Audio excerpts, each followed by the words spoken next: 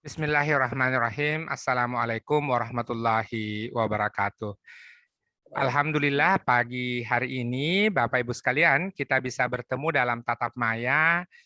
Mudah-mudahan ini adalah ujung dari pandemi kita pada kesempatan kali ini sehingga kerinduan kita untuk bertatap muka secara langsung itu bisa segera terobati.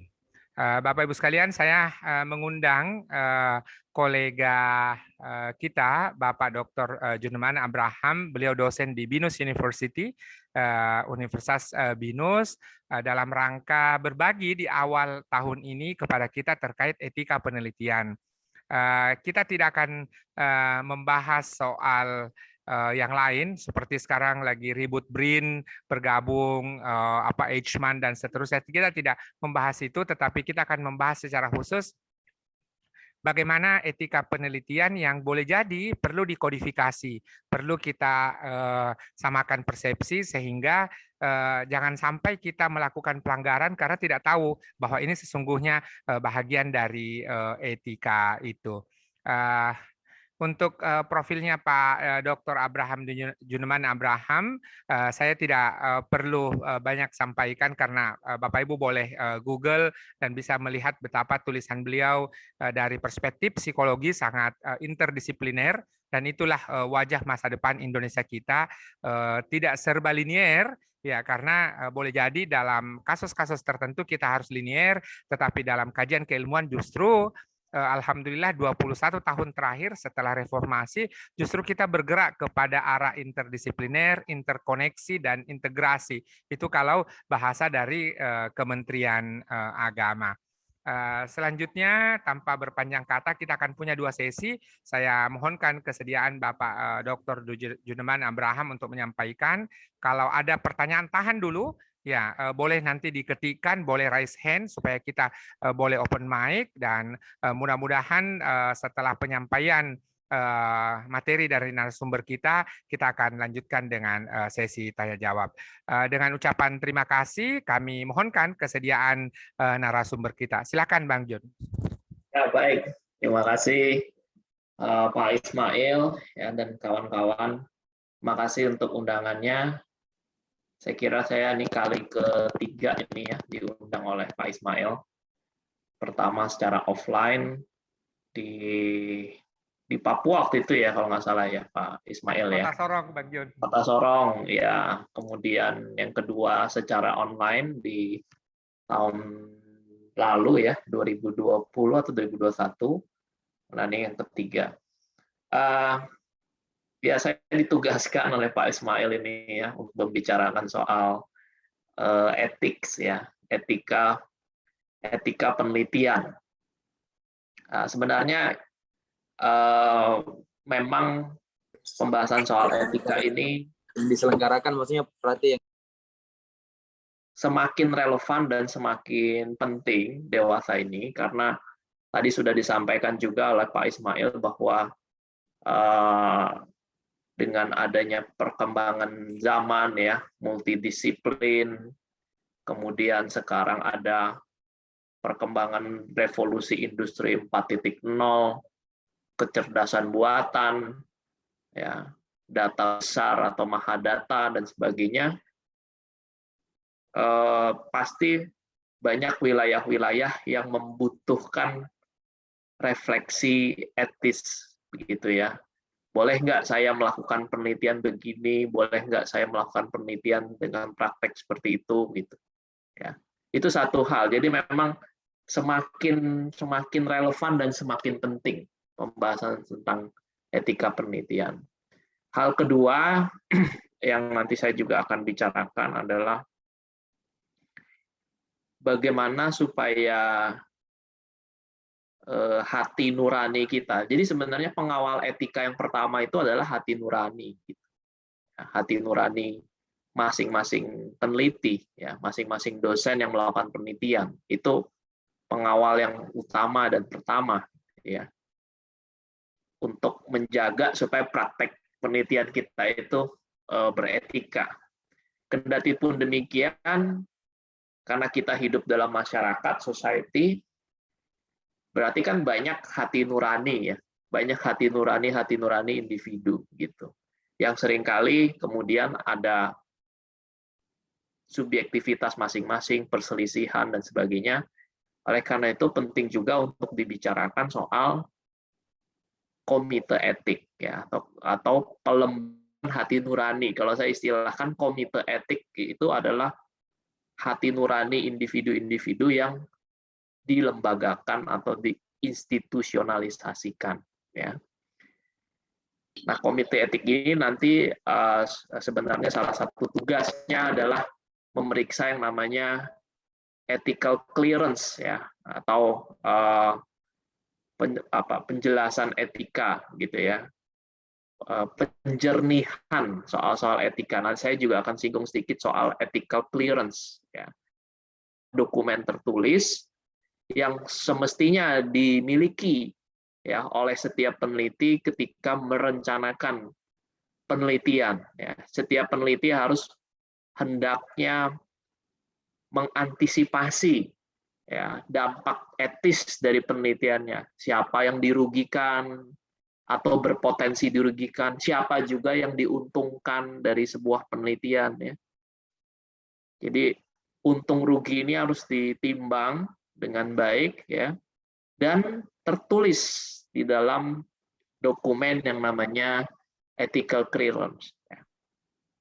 Saya menyadari persis ya, saya beberapa kali berbicara soal etika penelitian, saya menyadari persis bahwa budaya ya, atau habit kebiasaan untuk sebelum meneliti kita memiliki dokumen ethical clearance yang lengkap, yang komplit, terus terang saja belum membudaya di sini, gitu ya. Bolehlah kita bertanya, berapa banyak jurnal ilmiah di Indonesia yang di dalam author guidelines-nya, petunjuk bagi penulisnya, itu memberikan perhatian yang serius terhadap penjernihan soal etik. Saya kira tidak banyak. Artinya apa? Memang kita melalui seminar-seminar, melalui pembicaraan, melalui diskusi seperti ini, kita perlahan-lahan mau mengarah ke sana. Saya sendiri sebagai editor di jurnal Anima, ya, jurnal psikologi tertua di Indonesia, itu lokasinya di Universitas Surabaya. Jadi walaupun saya dosen tetapnya di BINUS, tapi saya menjadi editor tetap di jurnal Anima miliknya Ubaya. Di jurnal kami itu sudah mewajibkan adanya ethical clearance sejak 1 tahun terakhir. Jadi kalau tidak ada kejelasan ethical clearance, tidak akan masuk ke peer review atau peninjauan sejawat naskah penelitian khususnya yang berhubungan dengan human participant atau partisipan manusia, gitu ya. Nah itu salah satu mungkin ya yang merupakan pionir di kalangan jurnal ilmiah psikologi. Saya tidak tahu di tempat ibu bapak seperti apa. Oke, baik. Pertama saya akan share dulu beberapa link nih teman-teman ya. Daripada nanti nanya materinya mana, materinya bisa dibagikan atau tidak gitu ya. Nah, saya share di depan lah ya, di chat box akan saya taruh beberapa link ya. Jadi ceritanya saya itu punya repository teman-teman ya di slide share ya. Di slide share saya punya repository. Saya bicara apa saya taruh aja di situ gitu ya. Ini mungkin belajar juga dari Pak Ismail nih. Pak Ismail juga murah hati, apa saja dibagikan di repositori begitu ya. Dan kita perlu sekali membudayakan seperti itu supaya pelipat gandaan pengetahuan ya dan proses saling belajar ya itu bisa terakselerasi. Nah, ini beberapa tautan atau link di slide share ya. Saya beberapa kali membicarakan soal etika, mulai dari ethical clearance ya, untuk apa dan oleh siapa, kemudian isu etika ini yang diundang Pak Ismail nih yang link yang kedua ya, isu penelitian. Kemudian saya terlibat juga di Kementerian Ristek Dikti waktu itu namanya, dalam penyusunan Anjungan Integritas Akademik ya, Anjani, dan ini sekarang tidak masuk ke BRIN ini ya, tidak masuk ke Badan Riset dan Inovasi Nasional, melainkan masuk ke Kemdikbud ya. Ini saya taruh aja linknya. Jadi teman-teman, sejak tahun 2019 ya, Kementerian sudah menaruh perhatian terhadap etika dan integritas akademik, teman-teman. Sampai dibuatkan portal khusus ya dengan nama salah satu wayang ya, Anjani, Dewi Anjani gitu ya. Anjani ini dibikin akronim Anjungan Integritas Akademik. Nah, alamat yang terbaru itu ada di sini. Tapi ini masih mungkin ada beberapa link yang masih belum bekerja karena masih proses migrasi dari domain yang dulunya punya Kemristek BRIN, kemudian pindah ke Kemdikbud. Nah, mungkin ada beberapa link yang tidak bekerja, tapi disitulah posisi portalnya. Ya. Nah, di portal itu Ibu juga bisa menemukan beberapa praktik yang dianggap melanggar, ya, melanggar etika akademik. Kalau kita kan selama ini kenalnya plagiarisme ya Bapak Ibu ya, turn it in, similarity check gitu kan ya, itu yang populer ya, plagiarism. Padahal landscape ya, varian dari pelanggaran identitas akademik itu bukan hanya itu. Ya, ada yang soal mengarang data ya, atau fabrikasi namanya ya. Nggak melakukan penelitian tapi datanya ada gitu ya. Siapa yang tahu? Siapa yang tahu teman-teman ya, bahwa data itu data fiksi ya, data karangan ya kan, fabricated ya. Dua, ada lagi yang namanya falsifikasi. Kita ngambil data, datanya ada, tapi setelah diolah pakai SPSS atau Excel atau alat statistik lainnya, ternyata hasilnya tidak sesuai harapan, kita ubah angkanya, beberapa baris, ya. Nah, itu namanya falsifikasi. Siapa yang tahu, ya kan? Kemudian ada lagi yang namanya kepengarangan yang tidak sah, ya, atau authorship yang tidak sah. Ya. Ini biasanya kalau relasi senior junior nih ya, juniornya yang kerjain, juniornya yang ambil data, juniornya yang ngolah data, malah tidak muncul namanya sebagai author. Ya.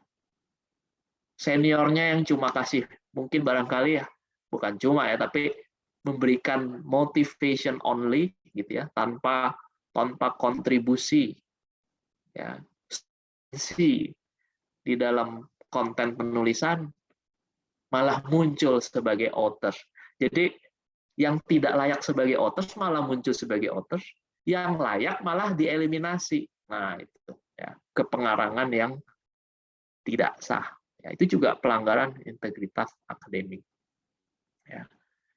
Kemudian ada lagi multiple submission, ya, pengajuan jamak.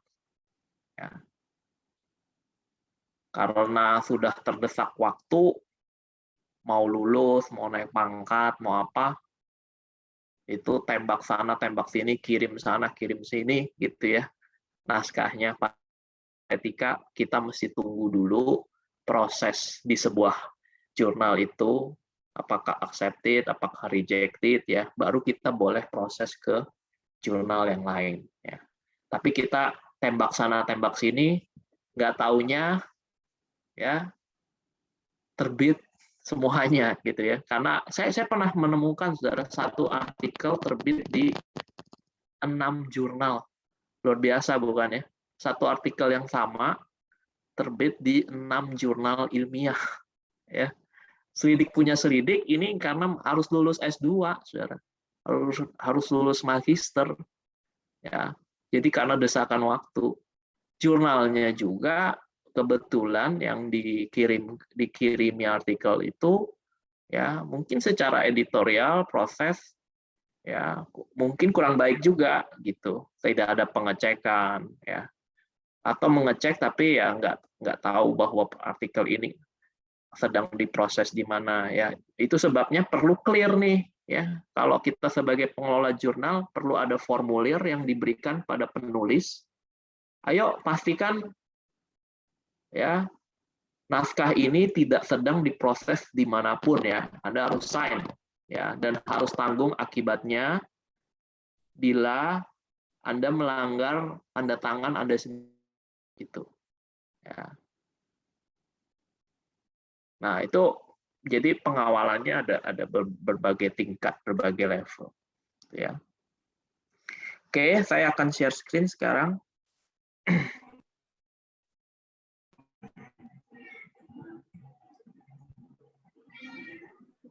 Tidak semua hal di dalam slide ini akan saya bahas, ya. Beberapa hal yang penting saja, nanti kita lebih banyak diskusi saja, ya. Jadi sebenarnya apa sih urusan etika ini, ya? Dalam riset-riset yang partisipannya atau subjeknya manusia atau human, sebenarnya pangkal persoalan etika adalah begini, teman-teman. Setiap kali kita melakukan penelitian terhadap orang, terhadap kelompok orang, ya, maka melalui penelitian kita itu, melalui partisipasi terhadap penelitian kita itu, si orang ini, ya, yang ikut penelitian kita ini, entah ngisi survei, entah ikut di lab, ya, sebagai subjek percobaan, ya, atau eksperimen di lab, itu pasti ada yang berubah, saudara, dalam dirinya, ya.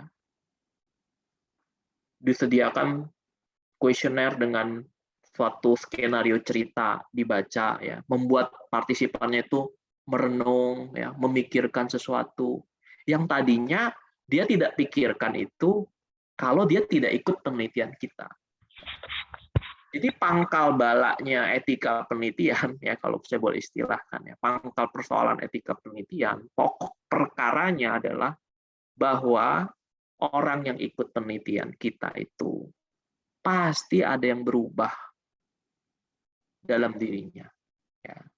Entah itu pikiran, bisa itu perasaan, bisa itu kehendak, ya, ya, bisa juga perubahan fisik, saudara, ya, mengalami kelelahan, ya, secara psikis, ya, ada, ya, jenis penelitian yang bisa menimbulkan memori masa lampau yang kurang menyenangkan, ya. Atau kalau ada eksperimen atau kuesioner yang menggunakan foto, ya, foto-foto yang kemudian mengoyak-ngoyak perasaan atau emosi seseorang, ya. Nah, ini kan mengubah. Kalau saudara mengubah orang lain, bagaimana tanggung jawab saudara? Kan gitu persoalannya, ya. Bagaimana tanggung jawab kita sebagai peneliti? Kalau kita telah mengubah orang lain, bagaimana tanggung jawab kita? Katakanlah, ya, yang ekstrim gitu, ya. Ternyata skenario penelitian kita itu membuat partisipan kita itu mengalami stres, ya, mengalami trauma, stres, ya, depresi, ya. Bagaimana kita mau memulihkan keadaan partisipan tersebut? Itu kan tanggung jawab kita sebagai peneliti. Sebab kalau dia tidak ikut penelitian kita, dia tidak akan mengalami itu, gitu, ya. Nah, jadi ini pokok persoalannya. Dengan kata lain, sebenarnya ada potensi kerugian, potensi cost, ya, yang mungkin dialami oleh partisipan. memang di sisi lain penelitian itu, ya kalau di mata penelitinya, penelitian saya bermanfaat kok Pak.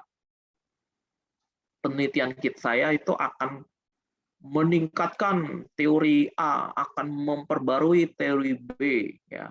Penelitian saya akan problem solving masalah C gitu kan ya. Nah, itu namanya benefit. Jadi dalam penelitian itu pasti ada cost. Cost ini bisa fisik, bisa financial, bisa psikologis, ya, psychological, ya, psikologis, ya. Bisa ongkos spiritual juga bisa, ya. Dalam penelitian-penelitian yang menyangkut teologi atau keagamaan, ya. Juga ada benefit, ya, terhadap ilmu pengetahuan, pengembangan ilmu pengetahuan terhadap problem solving masalah-masalah praktis, ya. Jadi dua ini harus selalu ditimbang, ya. Dan kita ingin memastikan bahwa pertama, tentu kita ingin benefit lebih besar daripada cost. Itu. Tetapi yang kedua, tidak bisa ya hanya mengatasnamakan benefit. Oh, ini benefitnya lebih besar kok dari cost. Benefitnya 5, cost-nya 2. Udah saya hitung, selisihnya 3 plus 3. Boleh dong penelitian dilakukan. Ya enggak juga, saudara. Tidak selalu penelitian yang benefitnya lebih tinggi daripada cost-nya, itu kemudian menjadi sah untuk dilakukan. Tidak juga. Karena ada pertimbangan yang penting di sini yang disebut sebagai the best interest of participant. Ya, jadi kepentingan terbaik dari partisipan penelitian itu sendiri, bukan kepentingan terbaik atau best interest of the researcher, tapi best interest of the participants. Jadi walaupun benefitnya lebih tinggi, ya kita pandang oh ini bisa mengubah dunia ini penelitian saya, ya apa mau ini omong kosong ya misalnya, oh saya tahu nih teknik cara mengkloning jiwa ya, itu kan cloning fisik udah ada tuh, saya bisa mengkloning jiwa. Ya mungkin ada aspek positifnya, tapi bagaimana? Apakah best interest of the people itu terjamin? Ya, itu menjadi satu pertanyaan. Jadi pokok perkaranya di sana, saudara. Jadi ketika etika penelitian, ya mudah-mudahan mulai saat ini kita tidak lagi hanya membayangkan ini soal plagiat, ini soal copy paste atau apa, tapi ini masalahnya, pokok perkaranya. Ada sesuatu yang berubah dalam diri partisipan penelitian kita. Oke. Nah, oleh karena itu setiap peneliti ya melakukan yang namanya justifikasi. Justifying. Justifying itu apa? Memberikan argumentasi, ya, memberikan alasan-alasan, memberikan reasoning yang membenarkan. Ya, to justify, justification itu pembenaran, ya, yang bisa membenarkan bahwa penelitian saya itu memang layak untuk dilakukan. Nah, itu namanya justifikasi. Ya. Nah, jadi teman-teman, ya, bagi saya etika itu bukan instruksi, ya, dan bukan suatu primbon praktek A boleh, praktek B tidak boleh, gitu ya. Ini bukan hanya soal mana yang boleh dilakukan, mana yang tidak boleh dilakukan. Bukan soal itu, tetapi adalah soal justifikasi, soal mempertanggungjawabkan. Ya. Mempertanggungjawabkan kepada siapa? Sebenarnya kita sebagai individu tadi ya, kita punya hati nurani ya, yang paling tinggi ya kalau sebagai makhluk religius, kita mempertanggungjawabkannya itu langsung kepada Tuhan yang Maha Esa, ya kan? Tetapi ya di tingkat dunia ini ya, secara duniawi kita mempertanggungjawabkannya ya, sebelum melakukan penelitian kita mempertanggungjawabkannya kepada komite etik. Ya, istilahnya kita ngomong, "Hai komite etik, ini reasoning saya, ini justifikasi saya, pertanggungjawaban etis saya, rencana penelitian saya seperti ini." Nah, karena komite etik merupakan institusionalisasi dari hati nurani, ya, dia akan memeriksa nanti. Kayaknya pertanggungjawaban kamu kurang masuk akal deh, gitu. Ya. Kayaknya tidak acceptable deh. Bagaimanapun ini tidak boleh deh. Nanti berarti ada penilaian dari komite etik. Nah, saya berikan contoh di sini bagaimana melakukan justifikasi. Ya. Ini menarik ini, ya. Penelitian ada satu penelitian yang menarik. Jadi ada seorang peneliti itu mencoba, ya, mencoba untuk mengetahui, ya, dinamika psikologis orang yang main Facebook, ya. Tapi orang ini berinteraksi dengan temannya, ya, akun Facebook temannya, tapi temannya ini sudah meninggal, sudah mati, ya, sudah meninggal, sudah wafat, ya. Disebutnya deceased friend, ya. Jadi sudah meninggal. Oke, dia pengen tahu dinamika psikologisnya gimana sih, gitu kan? Ya kita tahu lah ya, kalau orang sudah wafat, sudah meninggal, masih mungkin ya sosial medianya, akunnya itu masih ada, saudara ya. Bahkan kemarin saya lihat ada sahabat saya ya sudah meninggal, akunnya masih ada.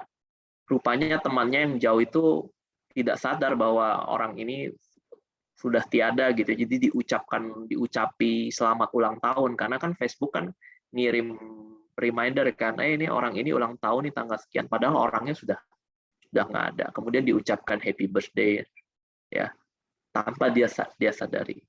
Ya. Nah, peneliti ini pengen mencoba untuk meneliti itu, saudara ya, psikologi orang yang berinteraksi dengan akun yang orangnya sudah tiada gitu ya, deceased friends gitu. Nah, ada masalah etis di sini gitu kan ya. Kalau ini misalnya merupakan sebuah eksperimen gitu ya, di mana orang yang mengikuti penelitian kita itu kemudian kita minta untuk melakukan sesuatu ya, misalnya berinteraksi dengan deceased friend tersebut gitu, atau kita berikan peluang dia berinteraksi dengan deceased friend. Ini gimana, ya kan? Pasti ada masalah etika di sini. Ya. Apakah partisipannya menjadi stres? Ya. Apakah partisipannya malah mengunyah-ngunyah lagi rasa sedihnya, ya, rumination, ya, dan sebagainya. Nah, tapi menariknya ya di dalam studi atau penelitian yang berjudul ya, nanti judul artikelnya teman-teman bisa cari ya di internet ya, To Grieve or Not to Grieve Online, ya, Interaction with Deceased Facebook Friends. Ya. Dia berikan argumentasi teman-teman.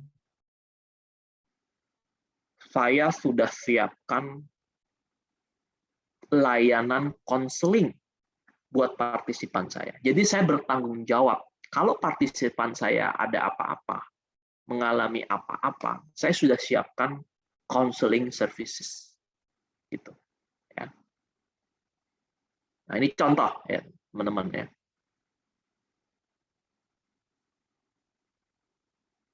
Bagaimana si peneliti itu mempertanggungjawabkan segala langkah penelitiannya. Jadi segala langkah penelitiannya di-assess.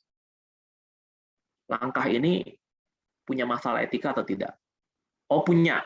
Kalau punya, saya punya langkah mitigasinya atau tidak? Oh, langkah mitigasinya ini. Semuanya itu harus ditulis. Ya. Ditulis di mana, Pak? Di ethical clearance, bisa juga ditulis ya seperti ini. Ya. Setelah jadi artikel, di artikelnya itu ditulis gitu. Ya. Biar pembacanya itu paham. Oke, jadi ini salah satu contoh justifikasi yang menyediakan counseling service untuk mereka yang mengalami stres, yang mungkin mengalami stres berkat penelitian sebagai konsekuensi penelitian kita. Nah, pertanyaannya, berapa banyak ya penelitian di Indonesia, ya, even di level doktoral itu yang mengconsider secara serius ya potensi akibat dari setiap langkah penelitian yang dilakukan. Ya, itu menjadi pertanyaan kita. Oke. Jadi strong justification itu perlu. Ya, metode apapun, langkah apapun perlu namanya strong justification.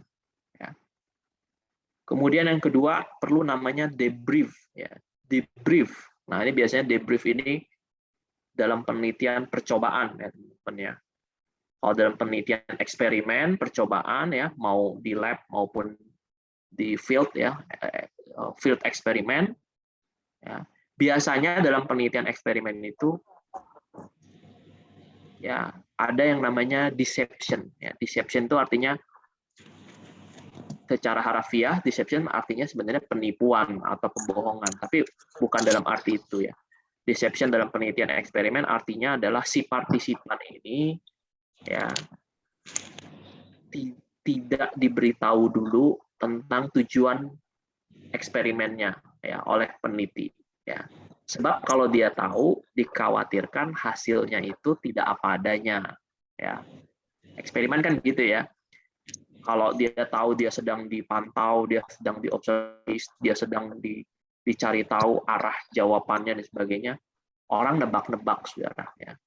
Orang nebak-nebak dan kemudian berupaya untuk menjawab sebaik mungkin ya untuk menampilkan citra diri yang baik atau self presentation yang baik sehingga hasilnya tidak apa adanya. Maka dalam penelitian eksperimen atau percobaan biasanya partisipan tidak tahu di awal lagi ngerjain ini apa sih tujuannya dan sebagainya. Tapi di belakang itu ada yang namanya fase debriefing. Jadi saya mengikuti saya yang S3 misalnya ya sedang kuliah S3, nanti setelah selesai saya dikabari lewat email misalnya. Itu loh kamu melakukan langkah A itu maksudnya begini. Kamu melakukan langkah B itu maksudnya begitu. Nah, itu namanya debriefing. Nah, prosedur debriefing itu harus jelas di dalam ethical clearance ya. Oke. Nah, etika sedang naik daun ya, teman-teman. Sedang naik daun dan tulisan-tulisan tentang etika terapan ya di berbagai bidang ya sudah banyak. Ini 2 buku yang saya sunting ya diterbitkan oleh Universitas Yarsi bekerja sama dengan Asosiasi Ilmu Forensik ya. Saya mengulangi lagi di dalam kata pengantar bahwa etika makin naik daun gitu ya. Karena menjadi bahan pembicaraan di mana-mana, bahkan diulas di koran Tempo nih, 2 buku yang saya sunting itu dibahas juga di koran Tempo. 1 halaman penuh waktu itu ya, tahun 2013. Artinya apa? Media massa juga menaruh perhatian. Ya. Kemudian etika sedang naik daun. Ya. Bukti lainnya apa? Banyak pelatihan-pelatihan etika saat ini. Ya, ini salah satu yang saya ikuti 5 tahun lalu ya, 2017 di UNER ya. Itu kurang lebih 1 pekan saudara saya di Fakultas Kedokteran UNER ya, diberikan kasus-kasus etik, kemudian kasus-kasus yang memuat ethical dilemma ya, dan bagaimana kita mencoba untuk menyelesaikannya ya sebagai peneliti maupun sebagai praktisi. Nah, di peraturan Menteri Kesehatan ya, di slide paling belakang lah itu, saya cerita aja sekarang gitu ya. Di peraturan Menteri Kesehatan itu disebutkan bahwa kalau mau mendirikan komite etik di lingkungan universitas kita, ya, salah satu hal yang dipersyaratkan sebenarnya adalah anggotanya itu punya pengalaman ya berhadapan dengan kasus-kasus etika dan pernah mengikuti pelatihan etika ya. Jadi sebenarnya anggota komite etik itu tidak bisa kita pilih secara serampangan ya. Misalnya berdasarkan senioritas semata ya, berdasarkan jabatan akademik semata. Tidak seperti itu ya. Even orang yang awam atau masih junior pun kalau memang dia ya punya ya, rekam jejak, track record, ya, entah meneliti, entah menulis, entah menangani langsung kasus-kasus etis atau mengikuti pelatihan etika, maka itulah yang sebenarnya layak menjadi anggota dari sebuah komite etik. Ya. Karena komite etik sangat dihormati di sebuah lingkungan universitas dan dianggap merupakan orang teladan, saudara ya. Dianggapnya malaikat-malaikat gitu ya di dalam lingkungan kampus gitu ya. Nah, saya juga membedakan teman-teman ya etika dengan etiket ya. Hati-hati ya. Kalau etiket itu lebih berhubungan dengan politeness, dengan kesopanan, dengan sopan santun. Kalau etika itu bicara soal baik buruk sebagai manusia, ya, baik buruk sebagai keseluruhan manusia. Ya. Nah, persoalannya begini, saudara. Di dunia ini ada sebuah stereotip masalah. Ya, stereotip itu bunyinya adalah is beautiful is good. What is polite is good. Jadi semua yang cantik, semua yang ganteng, semua yang indah, itu baik secara moral. Ya. Itu bias pikiran kita sebenarnya. Ya. Kalau kita ngelihat dua orang, ya, satu berpenampilan lusuh, satu berpenampilan menarik, kita itu cenderung mengeneralisir dalam psike kita, psikis kita itu, bahwa orang yang berpenampilan menarik, yang wangi, yang cantik, yang ganteng, itu pasti lebih bermoral ya, daripada yang tampilannya lusuh dan tidak bisa merawat diri dan sebagainya. Padahal itu terpisah, saudara, ya, antara penampilan dan kesopanan dengan baik buruk secara moral, saudara. Itu terpisah. Tapi kita tuh seringkali mix, ya, sehingga apa? Ya, sehingga kita seringkali tertipu sebenarnya dalam kehidupan ini, ya. Mereka yang menampilkan wajah baik, ya, nggak taunya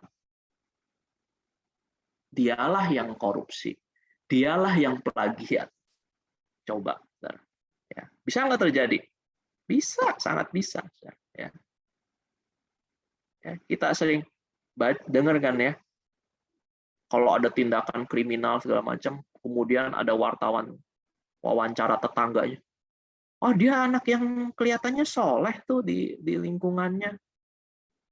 Atau dengan kata lain, etiketnya bagus. Ya. Etiketnya bagus belum tentu etikanya juga bagus. Ya. Jadi kita, bakal saya bahasakan, don't get us wrong. Ya. Jangan mix antara etiket dan etika. Bisa kita ketemu orang yang tidak sopan, sebaliknya ya. Ya, tidak sopan ya. Ngomongnya itu blak-blakan ya, seperti tidak menimbang perasaan orang dan sebagainya ya. Sebenarnya orang ini orang yang berintegritas, bisa juga. Tentu kita berharap dua-duanya ya sopan, ya moralnya bagus gitu. Tapi kan ini ideal sekali, saudara. Ya, dua-duanya kita berharap. Ya. Jadi hati-hati, saudara, antara kesopanan dan etika ini ya jangan di-mix demikian. Ya. Nah, etika itu plural ya. Ada pluralisme etika. Kalau yang sudah belajar filsafat ilmu dan kuliah S3 itu umumnya tahulah ya bahwa ada etika dekonstruksi, ada etika postkolonial, ada etika feminis ya. Jadi etika itu plural. Ya. Ada teori kritis ya. Ada yang tidak setuju dengan teori kritis. Jadi etika itu plural. Nah, akibatnya apa dengan pluralisme etika dewasa ini? Ya. Pertama adalah komite etik itu mestinya plural juga. Gitu. Ya, karena ada kecenderungan gini ya, misalnya saya mereview ya sebuah naskah di jurnal ya. Terus saya punya etika yang meyakini sebuah etika dari critical theory ya, teori kritis. Teori kritis ini punya concern ya, bagaimana supaya penelitian itu bukan hanya sekedar mendeskripsikan gejala, bukan hanya sekedar menjelaskan gejala atau fenomena di masyarakat, tetapi bagaimana penelitian kita itu mampu mengubah nasib masyarakat. Istilahnya, lu jangan cuma mendeskripsikan kemiskinan di sini sekian persen ya, yang stres di sana sekian persen. Nggak ada gunanya. Kalau menurut etika teoritis, ngapain lu begitu gitu ya. Coba dong extend lebih jauh. Bagaimana mengubah nasib masyarakat. Tapi tidak semua orang setuju saudara dengan etika teori kritis seperti itu. Ada yang membantah dengan mengatakan sudah melakukan seperti saja sudah bagus, ya, sudah sudah memproduksi pengetahuan, knowledge, gitu kan. Perkara nanti ada orang lain yang mau menindaklanjuti hasil penelitian saya ke taraf praktis, ya silahkan, gitu. Jadi ada ketegangan, saudara, ya. Ada yang yakin begini, ada yang yakin begitu. Ya, akibatnya apa? Kalau saya sebagai reviewer, ya, kalau tidak hati-hati, saya kebawa ya oleh keyakinan etis saya, gitu ya. Misalnya saya ngelihat ini kayaknya enggak kritis-kritis banget nih, udah saya reject aja gitu. Nah ini ya, yang perlu hati-hati di situ. Maka pelatihan-pelatihan etika itu ya harus diintensifkan ya, karena tidak sederhana persoalan etika ini. Ya. Oke, saya masih ada berapa menit Pak Ismail? Kalau sudah harus tanya jawab, silahkan Bapak. Nggak apa-apa Bang, silahkan diselesaikan dulu. Soalnya insya Allah kita sampai ini agak longgar. Silahkan. Oke, baik. Nah, jadi tadi saya sudah katakan ya bahwa etika ini soal justifikasi, soal pertanggungjawaban, kritis. Artinya apa? Kalau boleh saya sebut, ya, etika itu membutuhkan ya certainty, ya, kemampuan berfilsafat, ya. Mau nggak mau, karena etika sendiri juga cabang filsafat ya. Etika itu kalau kita belajar filsafat ya, filsafat itu kan ada tiga cabang utama. Pertama soal ontologi ya, soal hakikat sesuatu.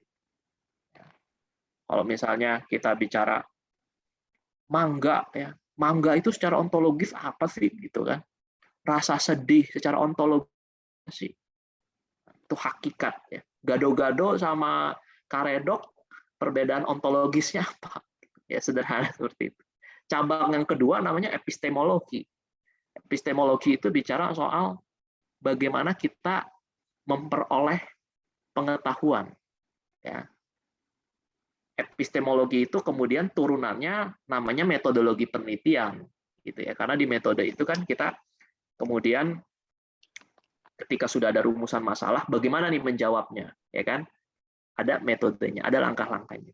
Ya. Dari kata epistemik, ya, episteme, ya, pengetahuan. Bagaimana kita memperoleh pengetahuan? Apakah dengan mengkuantitatifkan jawaban, ya, ataukah dengan memperoleh respon kualitatif?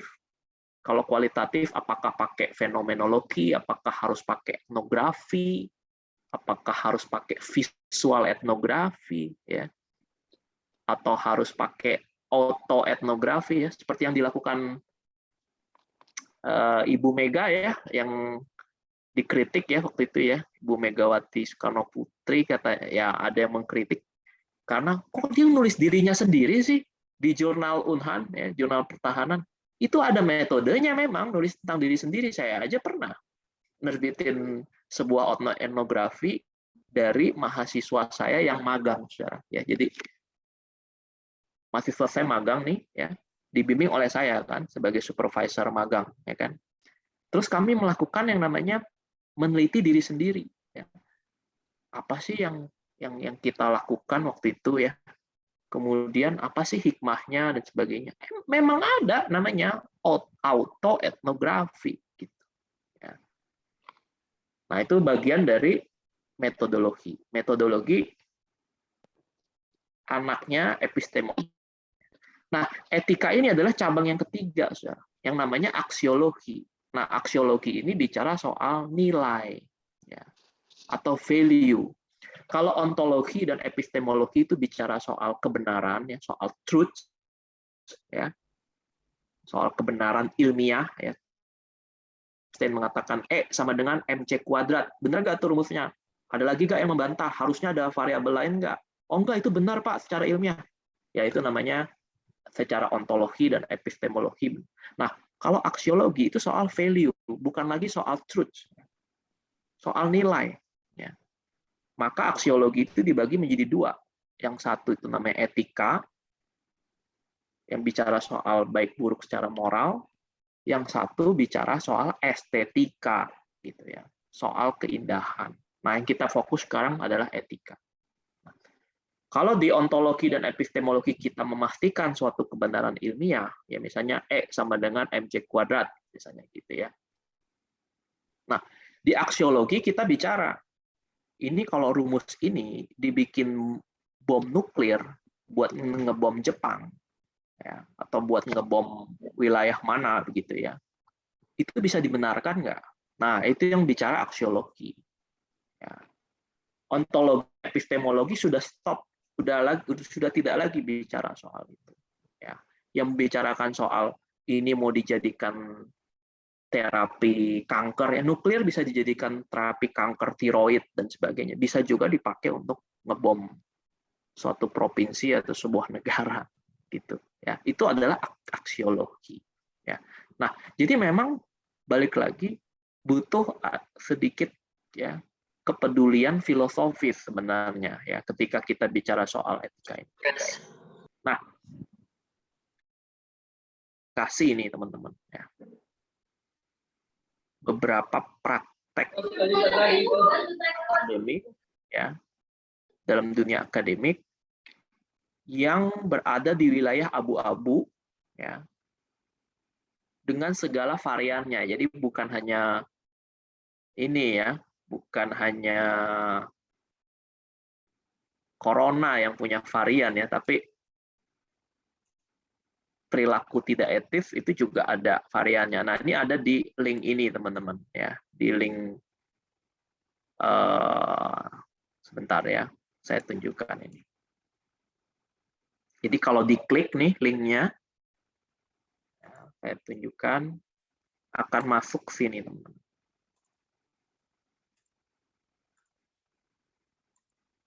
Ah ini ya. Jadi ceritanya gini, waktu saya menjadi salah satu anggota tim dari Kemenristek Dikti, waktu itu Kemenristek Dikti ya, sebelum menjadi Kemenristek BRIN,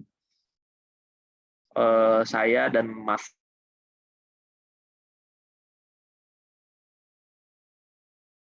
dari Universitas Surabaya ini ya, untuk menyusun Anjani.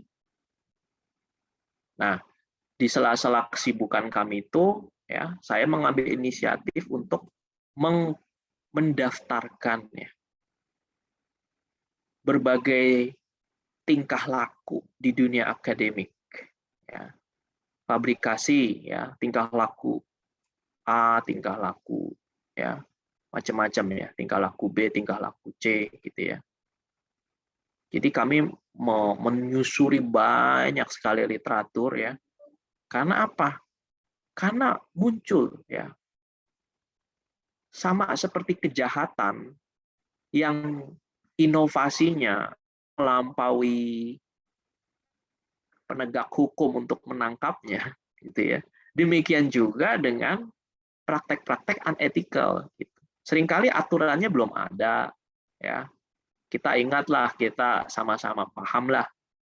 Ya, kalau teman-teman ingat ada satu kasus kan ya, tahun lalu, ya, pimpinan sebuah PTN ya menjadi satu subjek pembicaraan di media karena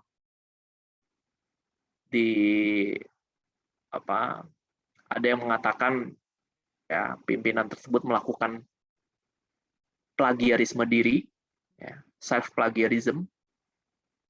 Ya.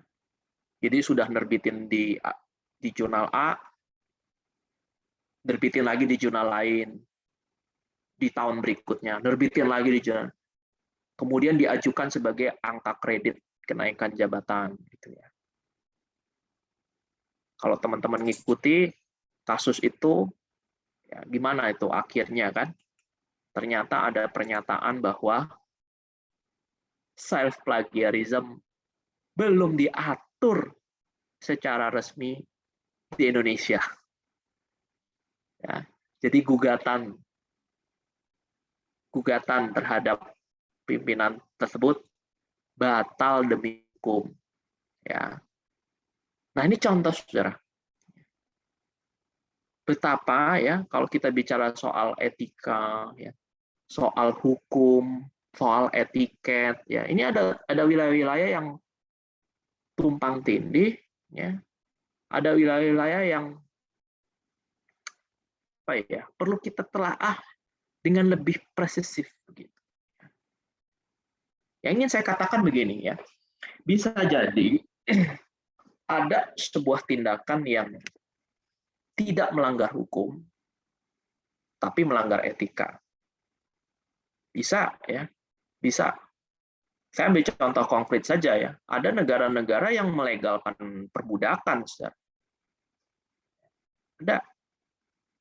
Tapi secara etika tidak dibenarkan. Tapi secara hukum sah, legal. Nah, bisa kita bandingkan dengan kasus-kasus di dunia akademik seperti tadi, gitu kan? Kita tahu self plagiarism itu unethical, tetapi apakah dia disebut unlawful, tidak patuh hukum? Tidak juga, karena tidak ada aturan hukumnya ternyata. Kalau menurut statement resmi dari kementerian. Ya, itu contoh. Nah, di dalam link ini saya menyediakan hamparan berbagai praktik yang saya identifikasi ya dari berbagai jurnal ilmiah, makalah buku ya yang dianggap punya potensi masalah etika dan bagaimana cara mendeteksi dan memitigasinya. Ya, jadi karena tidak mungkin saya bicarakan ya seluruhnya, maka teman-teman nanti bisa mengklik ya jika ingin menggali lebih jauh. Nah, mungkin hal terakhir yang ingin saya share adalah soal ethical clearance ya atau clearance etik ya. Clearance maksudnya membuat clear, saudara ya, membuat jadi jernih ya. Hal-hal yang memuat potensi masalah etika dibuat jadi jernih di dalam dokumen ini gitu. Ya. Nah, inilah gambarannya saudara ya. Bagaimana komite etik kalau di luar itu sering disingkat IRB ya, Institutional Review Board. Jadi ini ya mirip-mirip lah dengan komite etik. Ya, jadi data collection-nya ya, pengumpulan data ya, ditanyain yes or no gitu ya. Apakah Anda meneliti populasi khusus ya, misalnya narapidana ya, anak-anak atau mereka yang sedang mengalami bencana ya, yes or no ya. Dan seterusnya ini nanti teman-teman bisa baca.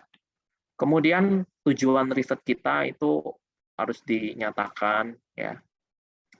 Ini saya yakin kalau teman-teman yang kuliah S3 ini pasti kenal ya, pasti tahu dokumen ini gitu ya. Setiap formulir clearance etik ya masing-masing itu bisa berbeda tingkat kedetailannya ya. Ini salah satu hal yang saya cantumkan di depan ini cukup detail ya. Consent form-nya seperti apa ya, debriefing form-nya dan sebagainya. Ya. Nah, nanti diisi saudara. Ini saya ambil satu contoh kasus ya, menarik ini. Teman-teman tahu mungkin soal informed consent ya, persetujuan partisipan. Ada yang mengatakan gini, saya mau informed consent saya itu oral, lisan. Saya nggak mau orang sign di kuesioner saya, nggak mau. Kenapa, Pak? Nah, ternyata ini penelitian etnografi. Ya.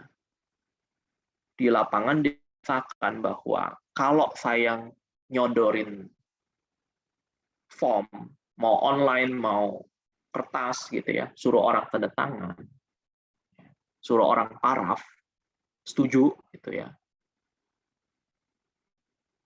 Nah, itu bisa membuat ya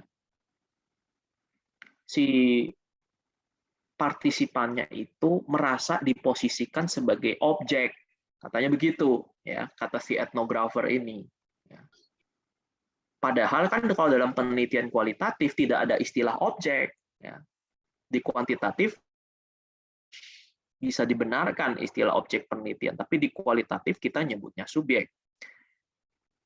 Tapi kalau orang disodorin form tanda tangan, ya, orang yang tanda tangan itu akan merasa dirinya itu objek. Ya. Padahal maksud etnografi itu memposisikan diri dia sebagai expert ya. Di dalam penelitian kualitatif kan partisipan kita ini expert semua, saudara. Bukan kita yang expert, ya, partisipan kita expert. Ya kan? Beda dengan kuantitatif ya, kita expert, yang lain objek, gitu ya. Dan dia juga mengidentifikasi di lapangan bahwa dengan saya nyodorin partisipan, formulir, partisipan akan memandang saya di atas, otoritas di atas. Dan juga itu bisa undermine mutual trust, ya, bisa mengganggu rasa saling percaya. Nah, ini contoh justifikasi, saudara. Ya, ini contoh pertanggungjawab etis ya dalam metode penelitian.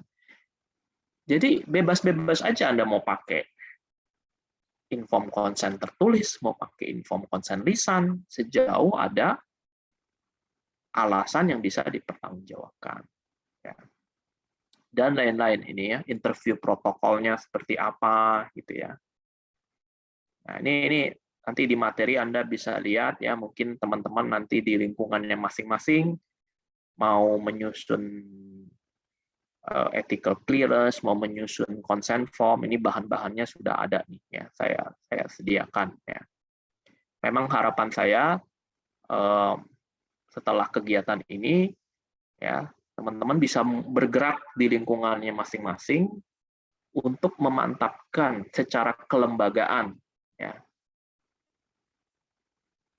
ethical clearance ini gitu, ya. Jadi bukan hanya soal individu gitu ya, tapi kelembagaan. Nah, ini tadi yang saya sebutkan bahwa ada berbagai praktek yang tidak etis di luar plagiasi gitu ya. Sayangnya kita selama ini fokus di sini nih, plagiat. Ya. Padahal ada macam-macam ya, termasuk conflict of interest. Ya. Sekarang banyaklah ya praktek-praktek jualan ownership ya, saya lihat ya saya tahu lah ya, ada yang jualan apa namanya posisi penulis ke berapa dijual sekian ya. Terus saya tahu juga ada pengelola jurnal yang mengubah orientasi ya, jadi orientasi bisnis ya setelah terakreditasi Sinta ya. Jadi memang dari awal sebelum mengakreditasi niatnya udah nggak lurus, saudara. Ya, saya tahu ada beberapa pengelola jurnal yang seperti tidak semua, tapi saya tahu ada jurnal yang seperti itu. Ada beberapa pengelola jurnal yang mengakreditasikan jurnalnya dan menskopuskan jurnalnya dengan niat yang tidak lurus, saudara. Ya. Dengan niat yang tidak lurus, itu ada. Jadi etika itu luas, saudara, bukan plagiat saja. Ya. Kemudian juga ada soal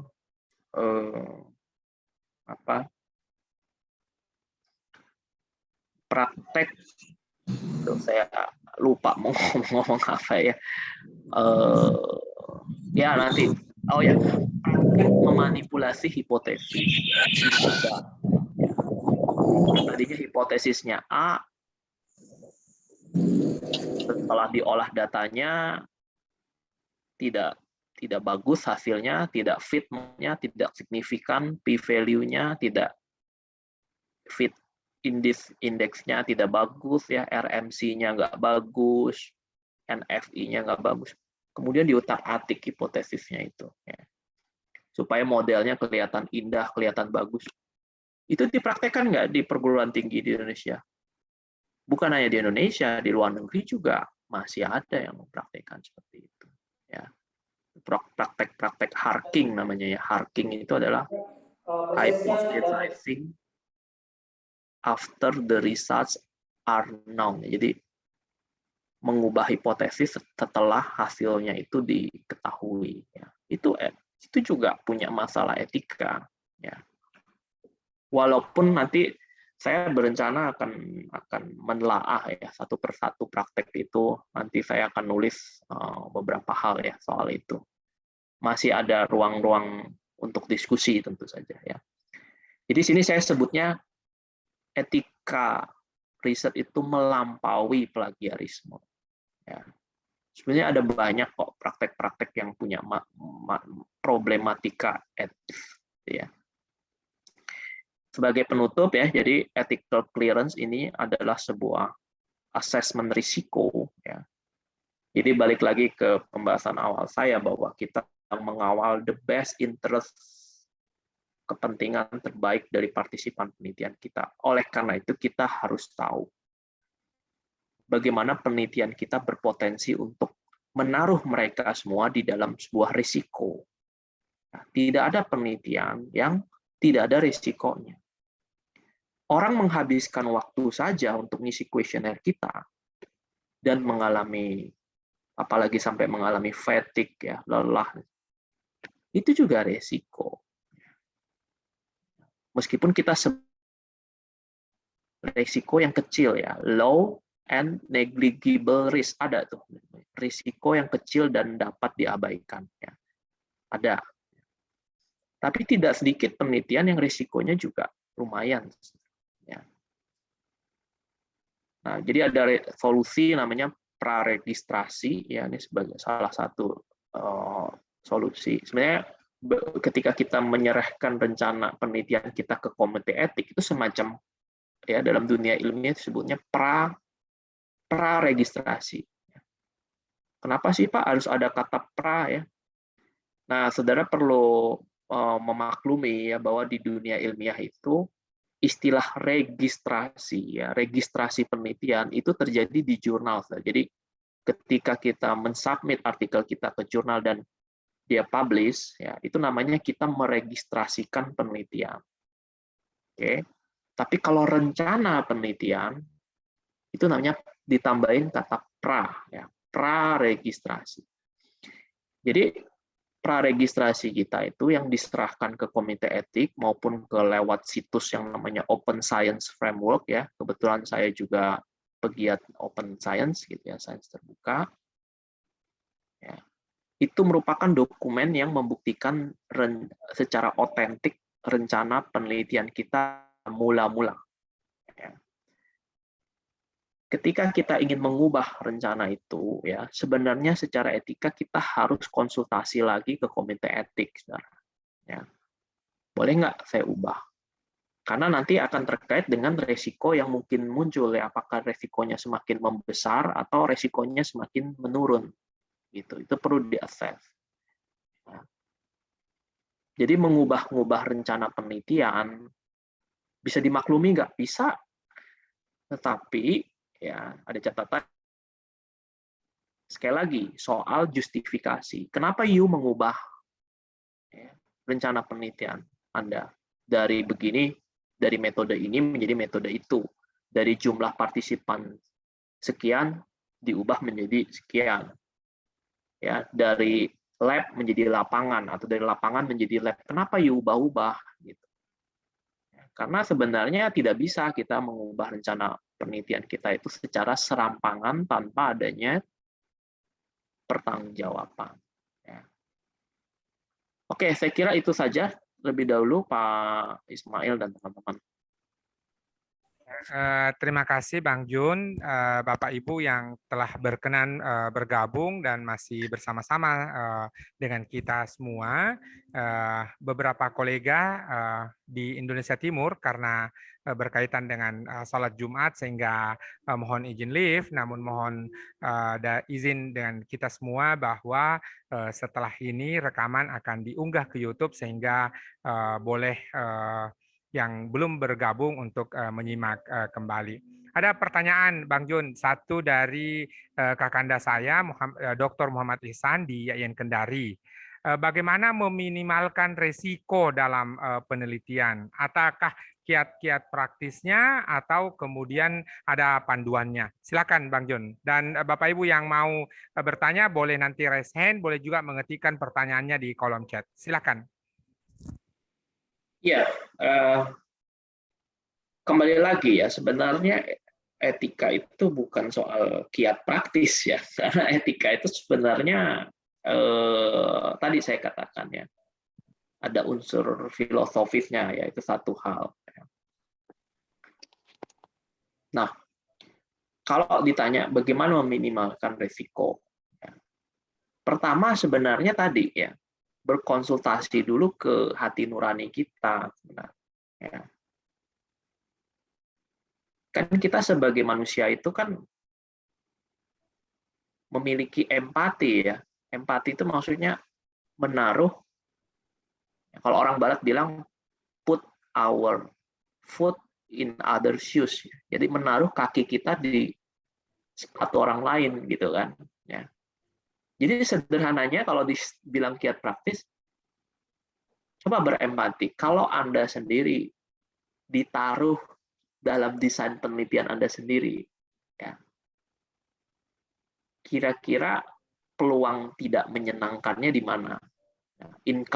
Inconvenience feeling-nya di mana? Perasaan tidak menyenangkannya ada di mana? Contoh sederhana kan, misalnya Anda punya kuesioner nih, 300 butir, 300 butir, ya. Coba posisikan diri Anda gitu, ya. Anda ngisi 300 butir itu sejauh mana merasa tidak nyaman, sejauh mana merasa stresnya, gitu, ya. Itu satu, ya, yang paling sederhana, ya, mengembangkan empati, menempatkan diri kita seolah-olah menjadi partisipan real dari penelitian itu. Terus yang kedua, tadi saya sudah katakan bahwa kita punya yang namanya ya komite etik. Ya. Tentu belum semua universitas punya komite etik. Oleh karena itu saya mengundang teman-teman untuk di lingkungannya masing-masing itu mulai memikirkan ya, pendirian komite etik. Sebab apa? Sebab komite etik inilah yang kemudian akan memberikan pendapat. Kadang-kadang kita luput ya, kita anggap itu no risk atau kita anggapnya itu low risk. Etik that is high risk, ya, beresiko besar. Ya, jadi komite etik ini perlu berisi orang-orang yang cendikia, ya, cerdik cendikia dan bestari, ya, bukan hanya cerdas tapi juga bijak, gitu ya, bisa melihat dengan mata yang lain, gitu ya, terhadap sebuah skenario riset. Nah, itu cara yang kedua. Kemudian cara yang ketiga sebenarnya atau kiat praktis dalam tanda kutip gitu ya Pak Muhsin ya. Sebenarnya coba kita lihat ya risalah-risalah, makalah-makalah, artikel-artikel yang pernah terbit yang menggunakan metode serupa dengan yang kita pakai. Kalau orang barat kan bilang nothing's new under the sun. Ya. Tidak ada yang benar-benar baru di bawah matahari, di bawah kolong langit ini tidak ada yang benar-benar baru. Ya. Seringkali kita itu mereproduce ya kurang lebihnya metode yang pernah dilakukan oleh kolega sejawat kita di belahan dunia lain, ya, dan mereka meregistrasikan itu di jurnal. Mari kita lihat di jurnal-jurnal yang kita anggap baik di komunitas kita, ya. Misalnya kalau di antropologi, apa sih jurnal yang baik di antropologi itu di tingkat internasional? Periksa ya metodenya, tinggal lihat aja cara dia minimizing the risk itu gimana. Tadi kan saya ambil contoh, salah satu contoh kan ya, salah satu saja ya, misalnya menyediakan layanan konseling misalnya ya. Itu salah satu ya, tentu banyak sekali ya cara-cara untuk tapi kira-kira dalam tanda kutip kiat praktis seperti itu. Pertama, mengembangkan empati, ya ini saya rangkum. Yang kedua adalah berkonsultasi dengan komite etik, ya, dapatkan ethical clearance Anda. Ya. Yang ketiga adalah ya, nothing's new under the sun. Silakan cari jurnal-jurnal yang memuat artikel penelitian yang metodenya kurang lebihnya serupa dengan punya Anda, dan ikuti atau bahkan kembangkan cara mereka meminimize risiko yang ada. Kira-kira gitu. Ya, terima kasih Bang Jun. Ada pertanyaan selanjutnya dari Pak Ilham Jupri di Ternate ini. Apakah melakukan paraphrase terhadap jurnal yang dijadikan referensi, bagaimana caranya sehingga tidak melanggar etika penelitian? Jadi boleh jadi adalah karya orang lain, boleh jadi karya kita sendiri, tapi itu sesungguhnya telah termuat di publikasi, sehingga supaya tidak melanggar etika, bagaimana caranya melakukan parafrase? Silakan Bang Jung. Iya, nah ini menyangkut menurut saya ya pokok masalah nih ya, pokok masalah kemampuan berbahasa kalau menurut saya. Ya. Terus terang saja ya, terus terang saja kalau menurut hasil observasi saya ya, meskipun kita hidup di Indonesia sehari-hari menggunakan bahasa Indonesia ya, saya lihat tidak begitu banyak dari kita yang tertib ya dalam menulis dalam bahasa Indonesia secara baik dan tanda koma ya, letak tanda titik ya, itu masih merupakan sebuah pekerjaan rumah ya. Saya sendiri di kampus saya ya, saya bukan dosen bahasa Indonesia, tapi saya di kampus BINUS ini ya beberapa kali memberikan pelatihan berbahasa Indonesia. Ya, itu yang pertama ya. Kenapa saya mengatakan begini? Ya, mengatakan soal kemampuan berbahasa ini, karena parafrase atau membahasakan ulang itu terkait dengan itu ya. Karena parafrase itu apa sih sebenarnya? Mengkalimatkan ulang, tapi tidak boleh membiaskan, menyimpangkan makna aslinya. Ya. Jadi parafrase itu keplesetannya ya, kalau tidak hati-hati, plesetannya itu adalah Anda mengkalimatkan ulang, tapi makna aslinya sudah berubah. Ya, secara tidak sadar, ya, karena mengikuti misalnya ambisi kita, mengikuti maksud hati kita gitu ya. Kita mau mengarahkan ke sana kalimatnya, padahal maksud penulisnya bukan seperti itu ya. Nah, saya tahu ya sekarang sudah berkembang software untuk paraphrase ya. Saya tahu ya. Dan ini ya sudah mewabah di beberapa kalangan mahasiswa ya. Ini juga patut disayangkan nih. Ini homework buat kita semua saya kira ya. Sekarang teman-teman ya, beberapa mahasiswa itu ngerjain tugas itu saudara ya. Karena tahu kalau misalnya ini dicek pakai Turnitin atau apa, maka pakai software saudara. Software paraphrase. Masukin ke situ, cemplungin keluar. hasil arah rasanya. Dicek pakai Turnitin 0%, gitu ya, nggak akan ketemu gitu hasilnya. Ya. Nah, jadi balik lagi ke pertanyaan dari Pak Ilham gitu ya. Pertanyaannya kan apakah melakukan parafrase merupakan pelanggaran etika? Ya jelas. Bukan jelas ya. Sebenarnya sih tidak gitu. Ya. Tidak. Ya. Sejauh apa? Sejauh sebenarnya gini. Berapa banyak yang kita paraphrase gitu ya? Kalau kita paraphrase sampai 1/4 makalah gitu ya, walaupun ditemukan oleh Turnitin 0%, ya masa iya sih 25% makalah orang lain kita paraphrase jadikan kita anggap tulisan kita sendiri, kita pakai common sense aja lah gitu kira-kira gitu ya. Itu tulisan kita bukan jadinya gitu, misalnya seperti itu. Ya. Tapi kalau 2-3 kalimat gitu ya, itu tentu sebenarnya itu praktek yang diharapkan ya, memparaphrase dan memberikan citation atau memberikan citasi. Ya. Jadi dalam tanda kurung misalnya Jufri 2002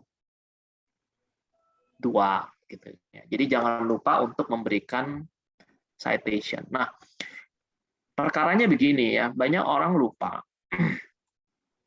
bahwa setiap kalimat gitu ya, setiap kalimat itu kalau diparaphrase harus diberikan citation gitu.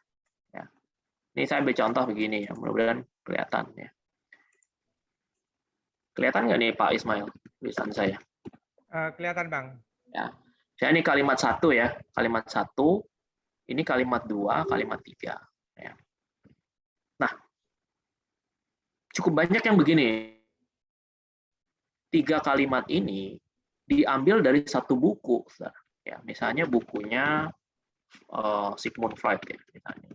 Sigmund Freud dia nulis buku tahun 2000 tahun 1901 misalnya ya, judulnya Psychoanalysis. Oke. Nah, si pembaca ini ya yang lagi menulis makalah ilmiah ini membaca bukunya Sigmund Freud tahun 1901. Dia tertarik terhadap 3 kalimat ini ya, yang ada di buku Sigmund Freud. Nah, kan supaya nggak plagiat kan diparaphrase ya, benar nggak? Ya, 3 kalimat ini kan dikalimatkan ulang. Ya.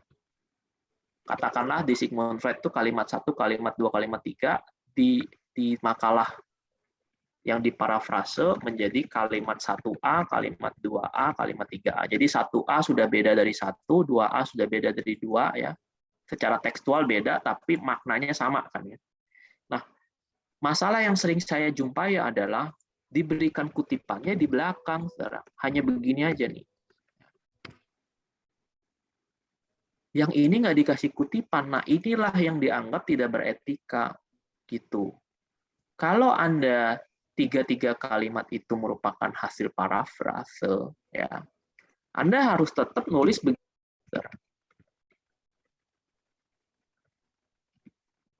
Ya, harus tetap gitu.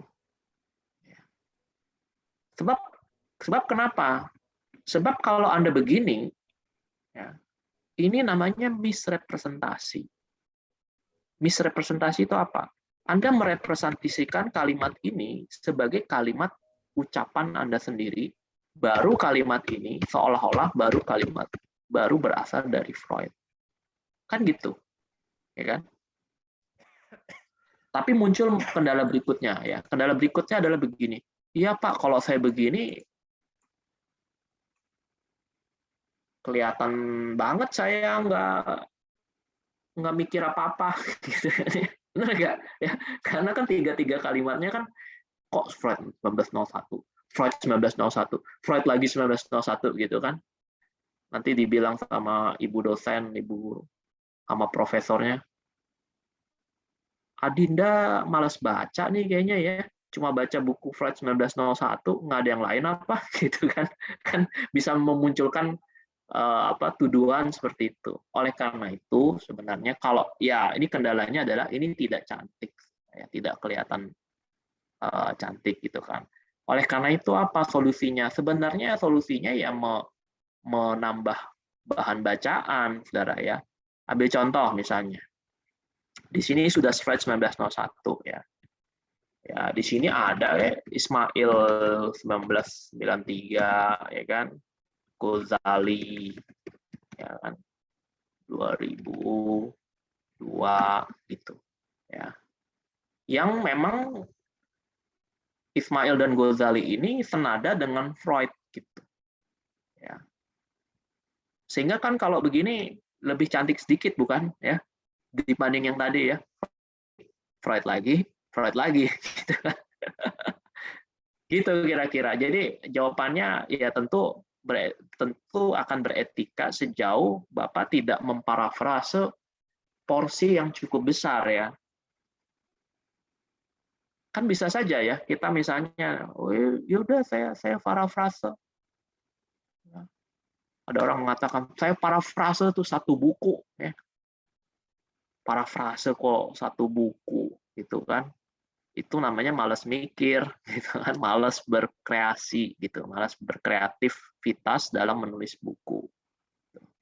Ya, itu satu pedomannya. Kalau parafrase terlalu banyak dari sebuah sumber, gitu ya. Usahakan parafrase dari multi source ya, jadi dari berbagai makalah. Yang kedua, jangan lupa ya supaya ini. Kalau memang kalimat ini idenya bukan dari kita sendiri, ya itu selalu senantiasa diberikan citation. Ya. Senantiasa diberikan citation. Kalau kelihatan kurang cantik, maka kalau perlu ini yang kalimat 3A ini jangan Freud lagi, cari sumber lain gitu kan. Yang memang maksudnya kalimat 3A itu ya. Misalnya Vivi ya kan 2011. Nah, itu yang bisa saya bisa saya sarankan. Kemudian kalau menggunakan paraphrasing tool ya, software paraphrase ya perlu dilihat lagi ya hasil parafrasenya itu dari sisi berbahasa itu secara gramatik sudah benar atau belum gitu ya. Dan kita selalu cek ya apakah maksudnya itu sama atau tidak dengan maksud original dari penulisnya. Itu kira-kira jawaban saya. Terima kasih. Ya, terima kasih Bang Jun, Bapak Ibu untuk parafrase 10 tahun terakhir ini kita mengenal manajemen referensi, ada Mendeley, ada Zotero, ada EndNote, silakan disesuaikan dengan kesukaan kita masing-masing ya dan kebutuhan kita masing-masing sehingga bisa digunakan. Bagi yang berkenan untuk diundang dalam kesempatan diskusi-diskusi penelitian berikutnya, tersedia link sekolah riset belajar penelitian, silahkan bergabung jika berkenan, dan bagi yang memerlukan sertifikat ada presensi di situ dan akan dikirimkan melalui email. Bapak Ibu, kita masih punya waktu kurang lebih 11 menit lagi sebelum masuk waktu Jumatan di Jakarta dan juga di Indonesia Tengah. Bagi yang berkenan untuk menyampaikan pertanyaan, silahkan boleh diketikkan dan juga boleh raise hand. Semoga diskusi kita ini adalah tadi semangatnya adalah diseminasi. Ya, kalaulah kemudian diskusi-diskusi ini kan kadang-kadang tidak masuk dalam silabus perkuliahan ya, kecuali mungkin di psikologi atau boleh jadi di BINUS karena sudah menggunakan sepenuhnya OB, outcome based education, sehingga apa yang dibicarakan di dalam kelas itulah yang terjadi di luar kelas ya. Ada perguruan tinggi tapi bukan di Indonesia ini, di Zimbabwe atau di Nigeria lain kenyataan di lapangan, lain pula yang dinyatakan di dalam kelas. Itu ada jarak ya. Menurut kita idealnya perguruan tinggi Indonesia ke depan adalah mendiskusikan realitas-realitas lapangan lalu mencari solusinya. Silakan. Ada yang bertanya melalui WA, Bang Jun ini.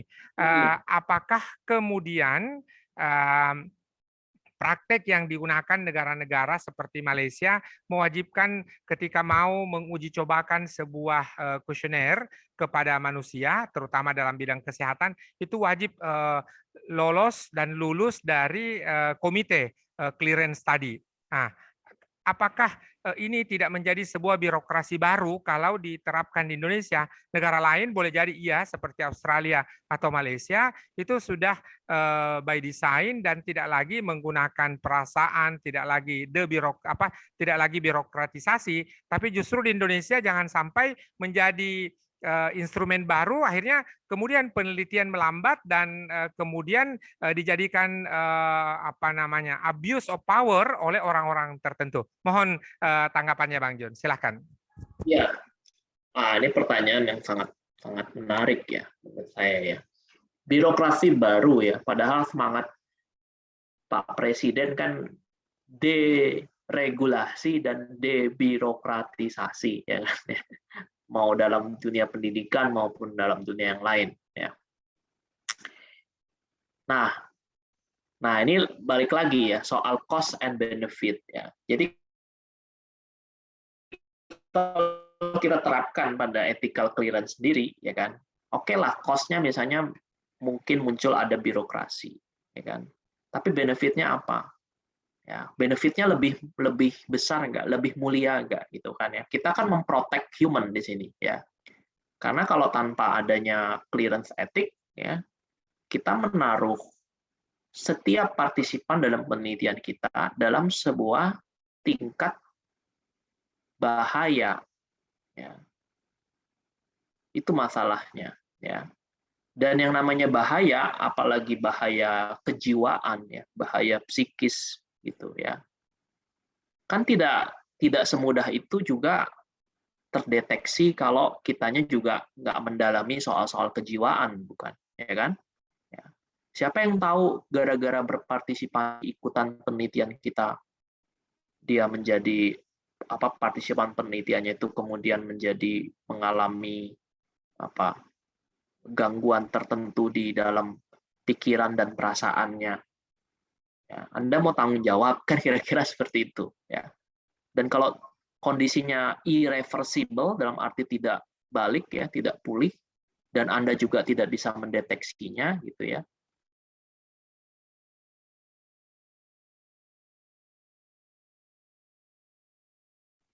Bukankah ya kita mengubah nasib orang ya kan ke arah yang kurang baik tanpa kita bertanggung jawab, dosa kita gitu, secara spiritual ya. Nah, jadi ada cost-nya birokrasi ya. Ada waktu dan resiko memperlambat ya proses penelitian. Tapi ada juga benefitnya ya, kemuliaan benefitnya dari ethical clearance. Nah, sebenarnya gini ya, komite etik itu kan ada yang di lingkungan internal, ada yang di lingkungan eksternal. Ya. Misalnya saya di Bina Nusantara, tidak harus saya komite etik saya itu pakai yang di kampus saya, tidak harus. Ya. Mau pakai ada, saya bisa pakai misalnya ke FKUI, ya, RSCM, FKUI RSCM itu ada lembaga komite etik juga. Ya. Atau ke kampus lain yang menyediakan fasilitas komite etik, ya, yang memberikan layanan publik komite etik. Asosiasi profesi ada juga yang menyediakan komite etik. Ya. Ada juga komite etik yang ad hoc di samping yang permanen. Ya, maksudnya dibentuk untuk ya atas permintaan. Ya, mau dong saya di-assess oleh komite etik ad hoc gitu ya. Ya, kita boleh saja request siapa anggotanya dan sebagainya. Ya.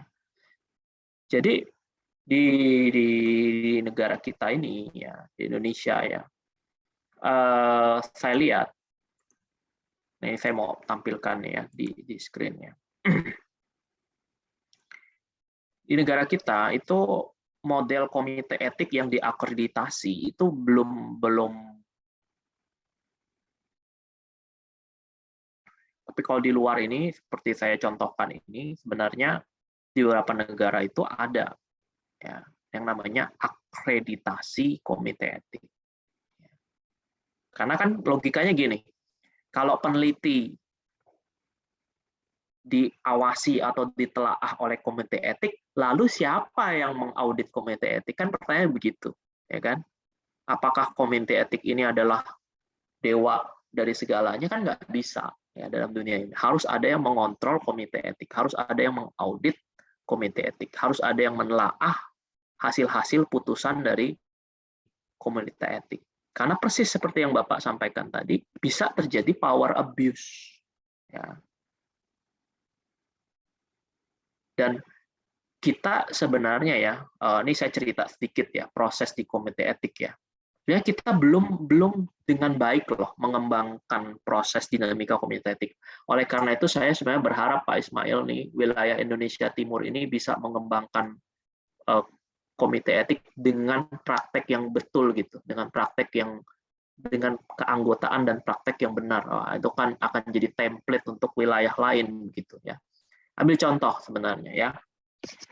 Jarang saya lihat di negara kita itu ya. Kalau misalnya ada riset nih ya, kita medical clearance ke komite etik. Terus kitanya dipanggil itu jarang.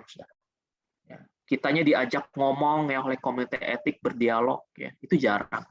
Yang ada gini, kita kasih terus keluar hasilnya layak, tidak layak, udah selesai. Ya, terus kita bayar deh tuh harganya berapa gitu ya, karena beberapa komite etik itu menetapkan biaya juga ya, beberapa komite etik itu. Jarang yang memanggil kemudian nanya jawab gitu. Sebenarnya ini yang perlu dikembangkan gitu oleh komite etik, praktik seperti ini, berdialog adalah dialog ya. Tapi di kita itu hanya terima putusan saja, belum layak, kita hanya terima putusan itu saja. Itu satu. Terus yang kedua, pun itu kalau terjadi dialog, nah ini saya tulis, apakah rapat-rapat komite etik dapat diakses oleh masyarakat, dapat diakses oleh publik, gitu, ya. In certain degree seharusnya iya, ya.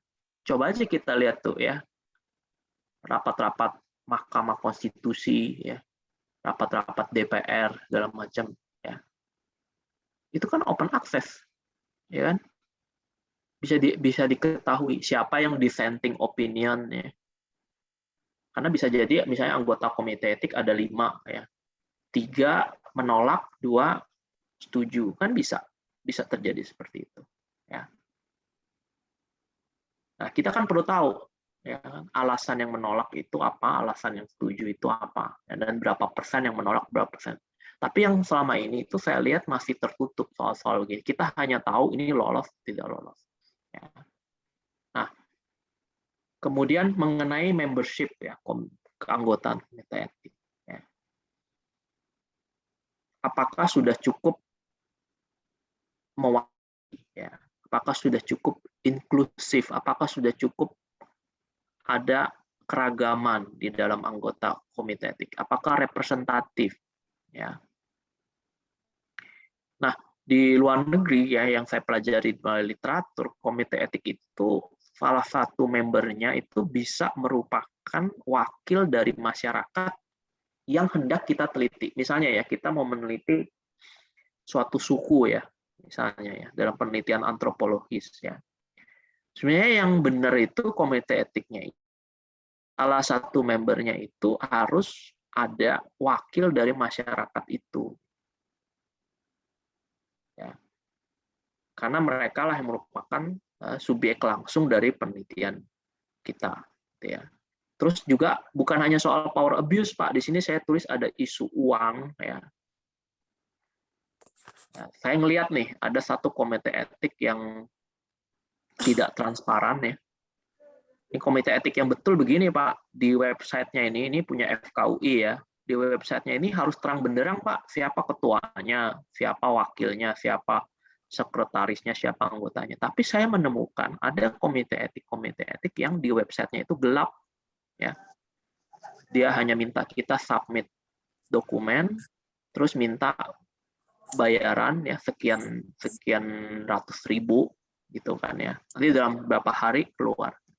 Nah, saran saya hindari komite etik yang gelap ya, seperti itu. Carilah yang terang, karena yang terang ini pasti accountable ya. Accountable itu maksudnya bersedia untuk digugat gitu ya, bersedia untuk dikenali ya, bersedia untuk dikontak ya orang-orangnya ini. Ya. Jadi memang betul Pak, komite etik itu ya punya risiko soal power abuse, soal birokrasi dan sebagainya. Tapi seperti saya sampaikan, ya regulasinya belum apa namanya, model yang baiknya itu belum tampak ya, belum kelihatan. Bahkan bisa jadi begini loh, bisa jadi begini. Kita ditolak di satu komite etik yang satu gitu ya, kita pergi ke komite etik yang lain submit, terus diterima, bisa nggak? Bisa juga, karena antar komite etik juga belum ada database ya, database apa namanya, database bersama begitu ya. Ya artinya apa, sebenarnya belum regulated dengan bagus, tapi hendaklah di masing-masing institusi kita itu mari kita ciptakan satu model komite etik yang betul begitu ya. Marilah kita sendiri yang memulai ya.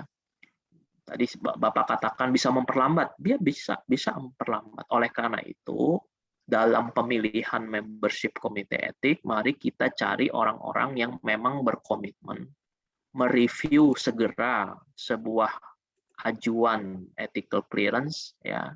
Jangan sampai membiarkan si penelitinya ini nunggu ya. Saya melihat itu mahasiswa doktoral nunggu hasil komite etik keluar ya, 2 tahun, saudara. Ada yang 2 tahun. Jadi penelitiannya terpaksa harus jalan dulu. Kalau nggak lulus nih mahasiswa ini. Jalan dulu, baru approval komite etiknya keluar. Kan nggak benar ini. Ya. Jadi hanya pura-pura aja nih jadinya, ya kan, kepura-puraan saja. Secara formalitas betul, ada dokumennya, tapi sebenarnya secara proses tidak betul. Karena komite etik kan harusnya sebelum penelitian dilakukan itu sudah harus jelas dulu. Lah ini kok penelitiannya terpaksa dilakukan dulu karena komite etiknya super sibuk ya. Kalau memang sibuk sebaiknya tidak menjadi anggota komite etik gitu. Artinya kalau memang tidak bisa menyediakan waktu untuk melakukan review ya jangan menyediakan diri sebagai member komite etik. Nah, jadi jawaban saya singkatnya adalah cost benefit-nya ya, kita masih melihat bahwa benefit-nya masih lebih besar, masih lebih mulia ya, banyak human yang harus di-protect gitu ya. Sedangkan cost-nya marilah kita perkecil ya, atau kita bangun modelnya sendiri ya di lingkungan kita ya. Saya kira itu Pak Ismail. Terima kasih Bang Jun. Saya kira ini satu kesempatan bagi kita mulai memikirkan lintas perguruan tinggi di asosiasi profesi dosen untuk membentuk komite etik penelitian, paling tidak boleh menjadi satu tadi bahasanya Bang Jun template, nanti boleh direplikasi di kampus masing-masing, dan ternyata antara satu komite etik dan komite etik yang lain adalah memiliki kesamaan kerja, sehingga kalaulah di kampus kita belum ada komite etik, kita boleh mensubmit sebuah proposal penelitian kepada komite etik di tempat yang lain. Yang kedua adalah disarankan untuk melakukan registrasi penelitian sejak awal, dan bahkan kalau kita menyimpan pre-post, kita punya preprint kepada OSF sekarang ini, ada pertanyaan apakah ada registrasinya atau tidak. Ini tentu perlu kita mulai pelan-pelan kembangkan sehingga menjadi standar tertentu di penelitian kita. Bapak Ibu, kita berada di penghujung diskusi. Sebelum kita tutup, mohon sekali lagi Bang Jun closing statement, kata penutup dari diskusi kita pada hari ini. Silahkan. Ya, sebelum closing statement saya taruh link praregistrasi ya Bapak Ibu ya. Kalau pengen belajar lihat-lihat apa sih itu praregistrasi itu silahkan ada di chat ya. Oke, sebagai closing remark dari saya, pertama saya sangat mengapresiasi ya teman-teman kita bersama-sama pada pagi hari ini untuk saling berdialog, saling bertanya jawab soal etika dalam riset. Ya, etika sedang naik daun, saudara. Ya, bukan alien di dunia luar sana, gitu ya. Dan etika semakin relevan di dunia yang makin tidak berbatas ya, antar disiplin ya, antar lembaga tidak berbatas ya, semakin diperlukan ya. Apalagi dengan kehadiran robot, kecerdasan buatan ya. Banyak pertanyaan tentang manusia ya, tentang kemanusiaan semakin dibutuhkan. Oleh karena itu ya, mari kita mulai di lembaga masing-masing untuk melakukan saling mengingatkan lah gitu ya, saling mungkin diawali dengan itu ya, nggak usah yang formal-formal dulu, tapi saling menegur, saling mengingatkan kalau memang kita punya wawasan yang lebih ya, mungkin teman kita sebelah kita yang duduknya tidak jauh dari kita di kantor dan di mana gitu ya, mungkin dia sekedar tidak sadar, tidak tahu bahwa ini harusnya begini, harusnya punya wawasan etika begini dan sebagainya. Kita ingatkan, ya itu satu hal. Ya. Mari kita tidak malas-malas untuk mengingatkan. Ya. Yang kedua adalah baru kita melangkah, ya tentu saling mengingatkan secara antar pribadi, interpersonal itu menjadi less efisien atau menjadi kurang efisien kalau tidak ada tidak ada pelembagaannya, gitu ya. Maka oleh karena itu saya menyarankan tadi, mari kita pikirkan pembentukan komite etik, gitu ya. Bisa sendiri, bisa juga tadi yang idenya Pak Ismail itu bersama, gitu ya. Lintas bidang, anggotanya dan sebagainya. Nah, kita langsung learning by doing, ya. Oh, milih anggota komite etik begini. Om, kita tetapkan prosedurnya seperti ini, gitu ya. Dan bisa bersifat misalnya pro bono, ya kan, terlebih dahulu, gitu ya. Jangan di awal harus langsung narik biaya dan sebagainya, gitu ya. Tapi ini pro bono untuk kebaikan penelitian kita bersama, begitu ya.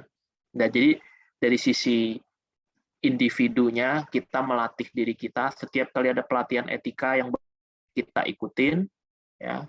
Terus secara antar pribadi saling mengingatkan saja, gitu ya. Tapi tentu itu kurang efisien karena kalau ngingatin mau berapa yang kita saling mengingatkan, ya kan. Nah, lebih efisien lagi ya selain bottom up tadi, gitu kan. Ada top down-nya, ada pelembagaannya, ya. Bahkan lebih jauh lagi ini saya sedang meneliti nih sekarang soal whistleblowing ya, soal peniupan peluit itu ya. Karena kalau misalnya ada sejawat kita yang keras kepala ya, nekat ya, mau nggak mau deh, bukan hanya mengingatkan ya, kita harus melaporkan, saudara. Meskipun itu sejawat kita sendiri.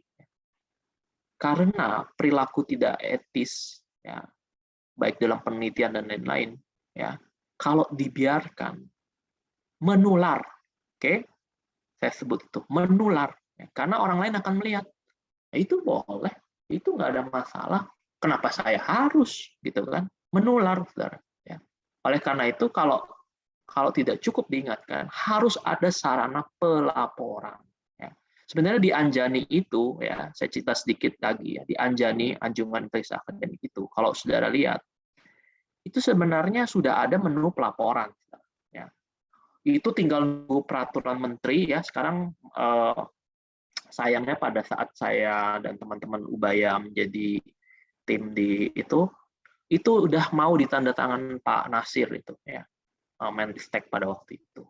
Ya, tapi karena keburu transisi ya, ganti menteri ya, kemudian kan masuk ke Mas Nadiem ya. Saya dengar Mas Nadiem punya draft lain ya, sudah uji publik peraturan menteri tentang integritas akademik ya. Tapi saya tidak tahu apakah Anjani itu akan menjadi koneksi dengan peraturan Permen Integritas. Tapi yang saya tahu Permen Integritas itu sebentar lagi akan hadir, saudara. Ya. Nah, di Anjani itu tadi yang saya mau katakan itu ada sarana whistleblowing, ya. Jadi kita bisa melaporkan ya mereka-mereka yang kepala batu ya keras ya, kita ingatkan jangan tetap melakukan, kita laporkan. Itu bahkan bisa sampai ke tingkat menteri menugaskan rektor untuk melakukan pemeriksaan gitu ya. Jadi kita bisa lihat bahwa secara individu, secara kelompok, secara sistem organisasi kita perkuat di semua level. Terima kasih. Bapak Ibu, alhamdulillah tadi itu saya hanya sekedar punya ide, tapi tentu karena mendapatkan konfirmasi dari Bang Jun bahwa ternyata boleh komite etik itu lintas perguruan tinggi, sehingga kita bismillah kita melakukan learning by doing. Tentu perlu saya laporkan kepada stakeholder, kepada pimpinan dan seterusnya. Mudah-mudahan ini bisa mendapatkan minimal gentleman agreement bahwa ini praktek learning by doing. Yang kedua Bapak Ibu, tadi di link di chat box ada yang di link tautan untuk pre-registration, jikalau kemudian Bapak Ibu mau melihat dan mempelajari kembali bagaimana melakukan registrasi sebuah penelitian. Demikian Bapak Ibu, terima kasih semuanya atas perkenan kita bergabung sehingga selesainya diskusi kita ini. Mohon maaf atas segala kekurangan dan kendala teknis di awal, namun kemudian tentu diseminasi seperti ini menurut saya sangat kita perlukan, sebab tidak hanya mahasiswa ini Bang Jun, ada dosen-dosen dan juga terutama mata kuliah saya yang mata kuliah metode penelitian itu wajib bergabung ya, walaupun ini mudah-mudahan bukan abuse of power ya, tapi saya minta mereka bergabung. Kalau tidak bisa bergabung boleh nonton YouTube-nya, atau kemudian nanti pada saat mereka berkesempatan boleh menyimak kembali. Dan biasanya satu materi pertemuan itu mereka perlu menuliskan satu kalimat atau beberapa rangkaian kalimat di media sosialnya, supaya itu menjadi resume, supaya bisa dibaca oleh orang lain. Sebab kalau hanya kemudian dibuat dan dikirim ke saya, ya jangan sampai saya tidak baca atau bahkan kemudian saya tidak periksa. Ya, sekali lagi terima kasih Bang Jun telah berkenan bersama-sama dengan kita semua. Bapak Ibu juga, mohon maaf atas segala kekurangan. Kita tutup dengan sama-sama membaca hamdalah. Alhamdulillahirabbil alamin. Selamat melanjutkan aktivitas. Billahi taufiq wal hidayah. Wassalamualaikum warahmatullahi wabarakatuh. Ini dari Merauke bergabung Bang Jun, ada dari Ternate, ya dari PGRI Sumatera Barat juga. Alhamdulillah, inilah kemudahan media Zoom ya. Kita bisa lintas daerah, lintas ini. Ya, selamat melanjutkan aktivitas Bapak Ibu. Ya, selamat melanjutkan. Saya mohon